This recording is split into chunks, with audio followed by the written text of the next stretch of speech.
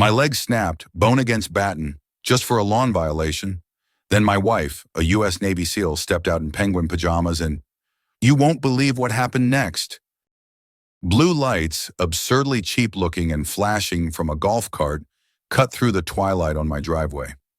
A man in a too-tight nylon vest, his voice cracking with a ridiculous attempt at authority, screamed, HOA tactical, comply immediately with Neighborhood Ordinance 7.3.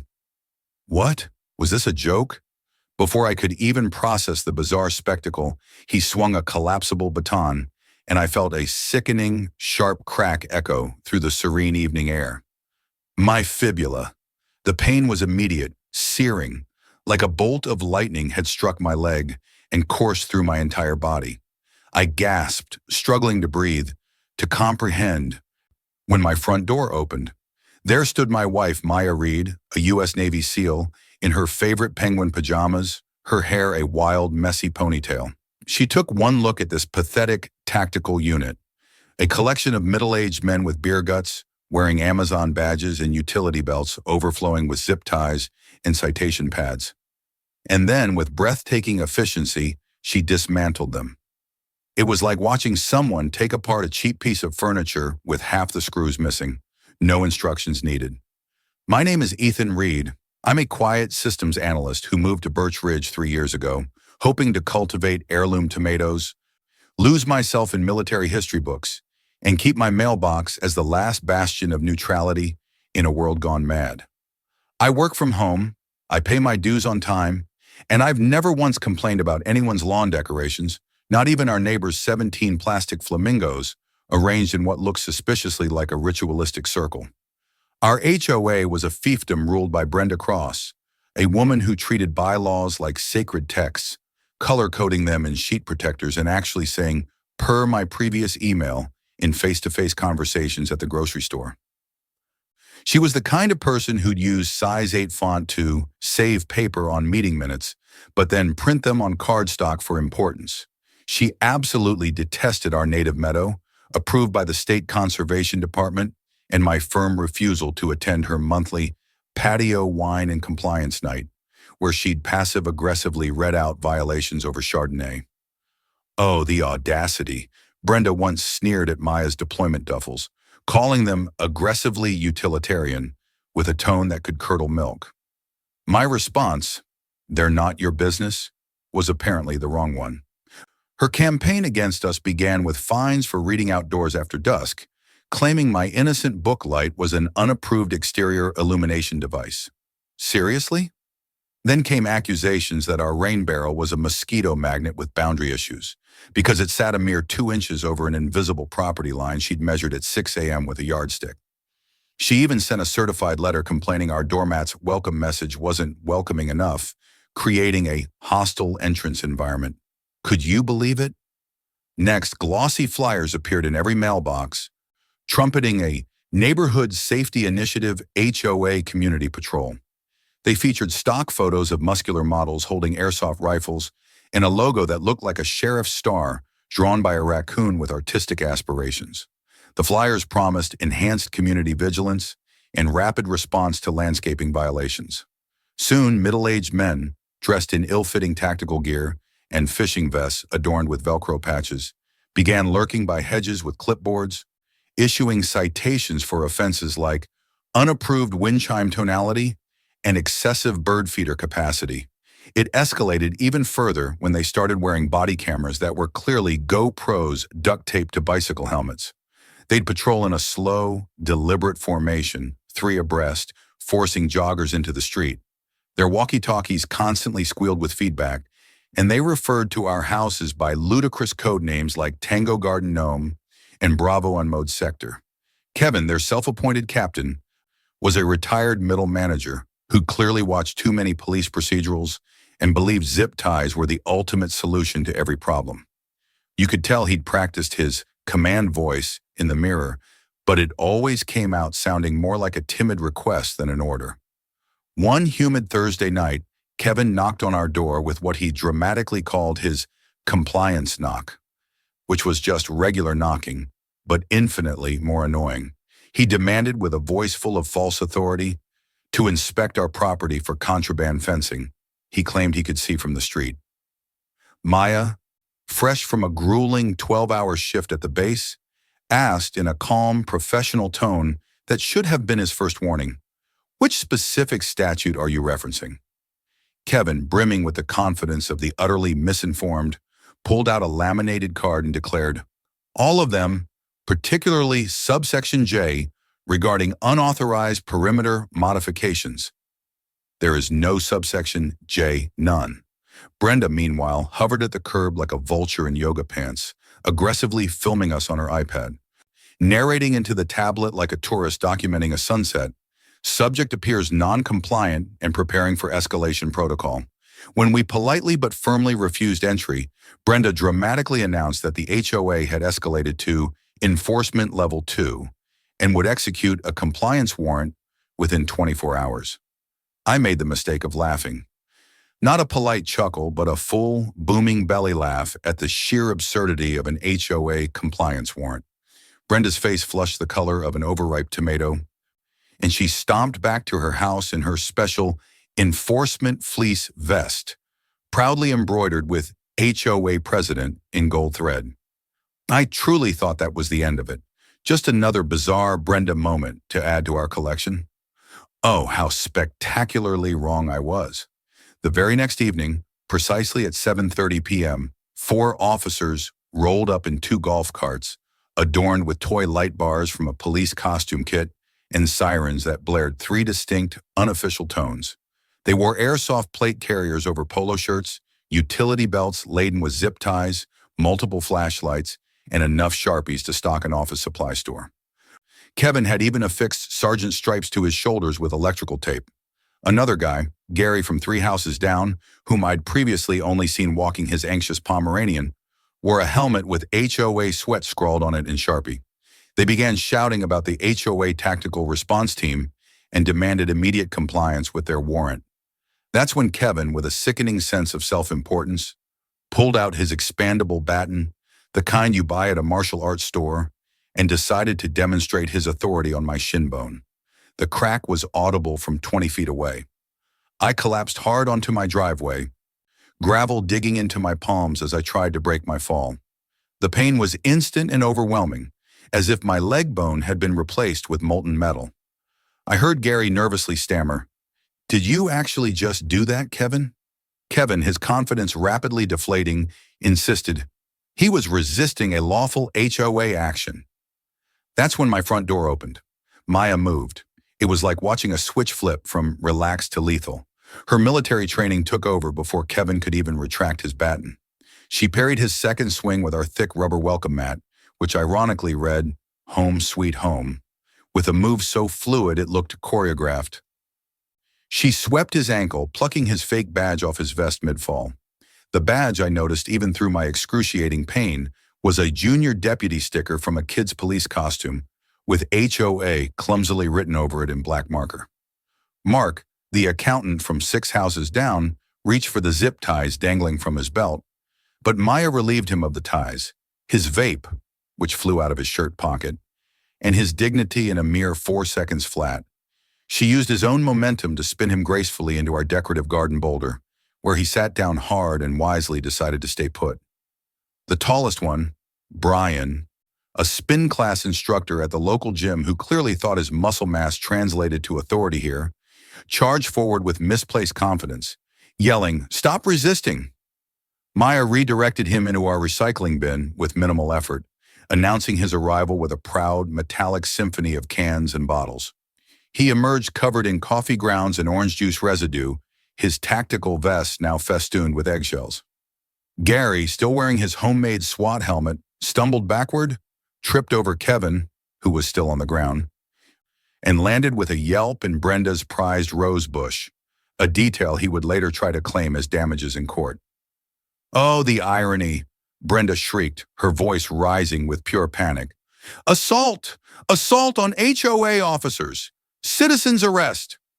She frantically dialed 911, screaming into the phone about armed homeowners attacking a lawful patrol, somehow neglecting to mention that her officers had just broken my leg. "Send everyone! Send the SWAT team!" she wailed. The dispatcher, probably wondering what alternate dimension they'd called from, patiently asked her to clarify what she meant by HOA officers. Brenda screamed back, "The Homeowners Association Tactical Response Unit." What a farce. Unfortunately for Brenda, the first responders were actual police officers who understood the vast difference between real and pretend authority. They arrived to find me on the ground, my leg grotesquely bent like a parenthesis, while Maya calmly applied a field splint using materials from her emergency kit. Nearby, 4 cosplay commandos whined into their elbow pads, defeated. Sergeant Thompson, the lead officer, took one look at Brenda's iPad footage, which she eagerly showed him, convinced it was evidence in her favor, and deadpanned, "Ma'am, what exactly did you think you were allowed to do? Did you just show me video evidence of your group assaulting this man?" Brenda stammered indignantly, "We're the authorized HOA patrol. We have jurisdiction." Sergeant Thompson stared at her for a long moment before replying, "Ma'am, HOAs can issue fines for grass height. They cannot break people's bones. That's just regular assault." Kevin, still sprawled on the ground, tried to interject, muttering about my non-compliance with ordinances. Thompson cut him off sharply. "Sir, you're wearing a toy badge, and you just committed aggravated assault with a weapon. Please stop talking." It turned out that HOA Tactical had absolutely no legal standing, no authorization, and certainly no permits. All they had was a PayPal account for their gear, a Facebook group where they planned their raids, and matching morale patches that proclaimed compliance or chaos with a bizarre image of a lawnmower crossed with a gavel. The real officers methodically collected their arsenal of pretend authority.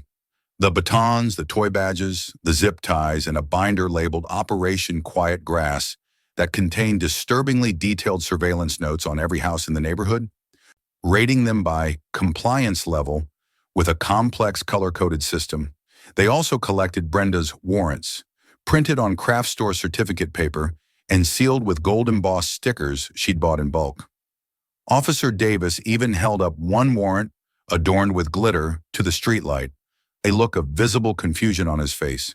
The ambulance medic, who happened to live 2 streets over and had been warning people about this escalation for weeks, told the officers with an exhausted familiarity that he'd explicitly warned Brenda this whole thing was insane at the last community meeting. Her response? She fined him for a political sign that was in reality just a sign for his daughter's school bake sale. While the officers took statements, Maya delivered a succinct, military-style debrief, listing trespass, assault with a deadly weapon, impersonation of law enforcement, false imprisonment, and filing a false police report. She used such precise military terminology that the actual officers nodded with respect, while Brenda's tactical unit grew visibly paler.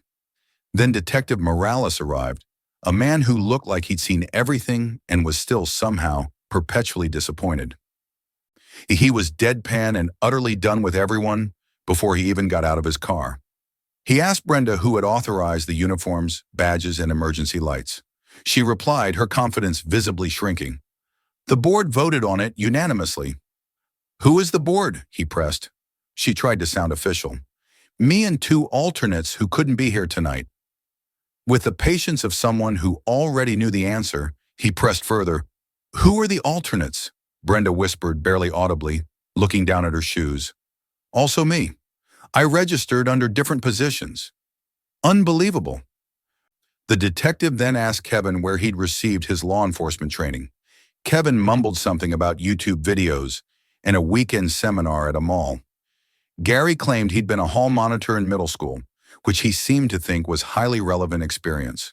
Mark just repeatedly asked if he could call his wife, who it turned out had absolutely no idea he'd been playing pretend cop for the last 3 months and thought he was at bowling league. 2 weeks later, after my surgery to install metal pins in a 3-month recovery period, and following a truly satisfying round of depositions where Brenda ludicrously tried to claim sovereign citizen status for the HOA, the county held a public meeting. Detective Morales unveiled a damning PowerPoint presentation titled Faux Authority, When Suburban Governance Goes Wrong. It featured Brenda's chilling emails about escalation protocols, dynamic entry for non-compliant horticulture, and something ominously called Operation Dandelion Storm. The presentation included receipts showing she'd brazenly spent $16,000 of HOA funds on airsoft gear, light bars that weren't even street legal on real police cars, and, incredibly, tactical clipboard holsters that attached to their belts. The room gasped audibly when the next slide displayed an email Brenda had sent to her patrol. If they resist, apply calibrated discomfort to achieve compliance. Remember, we are the thin beige line between order and chaos.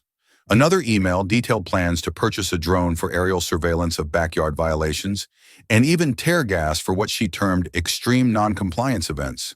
She'd even tried to register the HOA patrol as an official security company, only to be rejected when she listed their primary service as grass height enforcement. The prosecutor, Sarah Miller, a young woman who looked like she was barely suppressing laughter, presented irrefutable evidence that Brenda had been planning this for 2 long years. She'd attended multiple citizen police academies in neighboring counties, failing every single one, and had actually been banned from a police supply store for asking too many questions about grenades. She had meticulously crafted a 130-page manual for HOA enforcement that referenced laws that simply didn't exist and cited episodes of the TV show Cops as legal precedent. Charges descended on Brenda like hail in a thunderstorm: impersonating an officer, conspiracy to commit assault, aggravated assault causing grievous bodily harm, misuse of HOA funds, false imprisonment, criminal harassment, filing a false police report, and somehow tax evasion because she'd written off the tactical gear as a business expense. Kevin and the other officers pleaded guilty almost immediately, flipping on Brenda faster than pancakes at a church breakfast. They handed over everything, including the group chat named Wench War on Weeds and a secondary chat called Code Greengrass Force, where they'd ranked and rated houses by threat level. Kevin even provided screenshots of Brenda's messages, explicitly instructing them to make an example of someone to establish authority. Gary surrendered his helmet cam footage, which mostly showed him heavy breathing and occasionally narrating like he was in an action movie. Mark turned over spreadsheets where Brenda had tracked violations going back 5 years, complete with a scoring system that determined enforcement priority. My house, of course, was marked in red as a Priority 1 compliance target due to what she charmingly called persistent horticultural rebellion. Judge Eleanor Vance issued a protective order that unequivocally banned Brenda from approaching my property, my mailbox, my vehicles, or any mobility aid I used. Yes, my crutches got legal bodyguards, and she couldn't come within 50 feet of my wheelchair during my recovery. The judge also banned her from owning walkie-talkies, police scanners, or any clothing with the word tactical on it. Justice, finally. The prosecutor methodically laid out the evidence over 3 grueling hours. The fake badges alone carried a potential 5 years in federal prison for impersonating federal officers, as Brenda had foolishly claimed her authority derived from interstate commerce laws. The assault conspiracy added another 10 years. Misuse of HOA funds brought fraud charges worth $20,000 in fines. And the aggravated assault causing actual bodily harm? That was worth 15 years. Judge Vance reviewed each count with growing incredulity, occasionally removing her glasses to rub her temples. She asked Brenda if she truly understood that impersonating law enforcement was a federal offense that real officers had died protecting. Brenda stammered something incoherent about community standards and keeping property values high. When the verdict finally came down after a 2-day trial where Brenda, unbelievably, tried to represent herself and cited Harry Potter fan fiction as a legal precedent, the courtroom fell completely silent. Brenda Cross was sentenced to 18 months in federal prison with no possibility of early release, followed by 3 years of supervised release during which she couldn't join any organization with the word association in it. She was ordered to pay $47,000 in restitution, covering my medical bills, legal fees, lost wages from 3 months of recovery, and pain and suffering. The judge also mandated 2,000 hours of community service, specifically directing traffic at real police training drills under strict supervision, while wearing a vest that prominently proclaimed in reflective letters, I am not a cop. But the crown jewel of her sentence was enrollment in a special impersonation awareness program, meaning 8 consecutive Saturdays in a classroom, learning the crucial difference between actual law enforcement and whatever bizarre fantasy she thought she was living. Her HOA board position, which she'd held with an iron grip for 12 years, was stripped immediately and permanently. Her real estate license, which she'd leveraged to intimidate new homeowners into compliance by suggesting their mortgages could be affected by HOA violations, was suspended pending review by the state board, with likely permanent revocation. Then the judge added something truly unprecedented. She ordered Brenda to personally apologize in writing to every household in the neighborhood, with each letter subject to court approval. She had to attend monthly counseling for power addiction and complete a course on the actual legal limits of HOA authority. She was banned from using the internet to research anything related to law enforcement, tactical gear, or citizen arrests, and her computer would be monitored for 5 years. Brenda's face cycled from red to white to a shade of green I'd only ever seen on expired lunch meat left in the sun. She gripped the defendant's table so hard her knuckles turned white as Judge Vance read each consequence with deliberate, chilling clarity. When the federal prison term was mentioned, she made a sound like air slowly leaking from a punctured tire. Her attorney, a public defender who had desperately tried to convince her to take a plea deal, whispered urgently in her ear about appeals. But Brenda just stared at the judge, repeating the number 18 months over and over, her voice growing smaller with each repetition until it was barely a whisper. Her dreams of suburban authority had utterly crumbled, dissolving into a stark federal conviction.